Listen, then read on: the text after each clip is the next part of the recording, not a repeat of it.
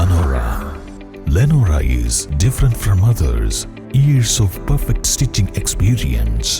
Lenora linen, cotton cloth and stitching.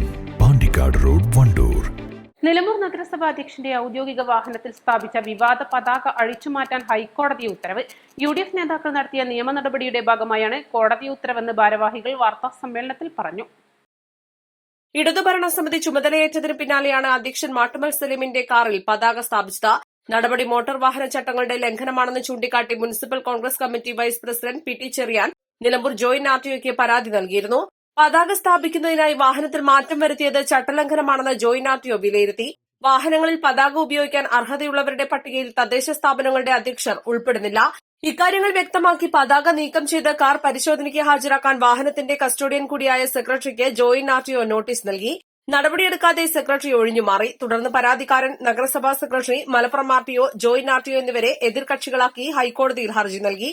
വാഹനത്തിൽ നിന്ന് പതാക നീക്കം ചെയ്യാൻ 2022 ഒക്ടോബർ 10 സെക്രട്ടറിക്ക് കോടതി ഉത്തരവിട്ടു. കഴിഞ്ഞ 16 ഹർജി കോടതി പരിഗണിച്ചപ്പോൾ ഉത്തരവ് നടപ്പാക്കിയിട്ടില്ലെന്ന് പരാതിക്കാരന്റെ അഭിഭാഷകൻ ബോധിപ്പിച്ചു. തുടർന്ന് പതാക നീക്കം ചെയ്ത് 10 ദിവസത്തിനകം സത്യവാങ്മൂലം സമർപ്പിക്കാൻ ജസ്റ്റിസ് CP മുഹമ്മദ് നിയാസ് സെക്രട്ടറിയോട് ഉത്തരവിട്ടു. ഹർജി കോടതിയുടെ പരിഗണനയ്ക്ക് വീണ്ടും വരുന്നുണ്ട്. കേസിന് 27-ാം തീയതി പരിഗണിക്കുകയാണ്. കേസ് 27-ാം തീയതി പരിഗണിക്കുന്നതിന് മുമ്പായി ഈ കൊടി അഴിച്ചുമാറ്റി റിപ്പോർട്ട് ചെയ്യണമെന്ന് ഇൻട്രീം ഓർഡറാണ് ഈ ബഹുമാനപ്പെട്ട ഹൈക്കോടതി പുറപ്പെടുവിച്ചിരിക്കുന്നത്.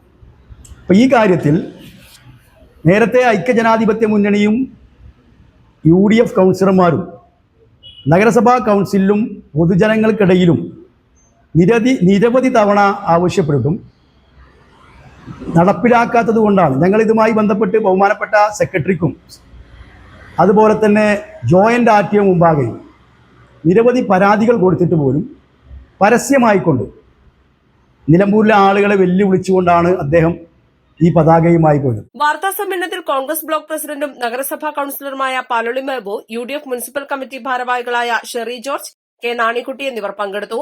East Live, Nilambur.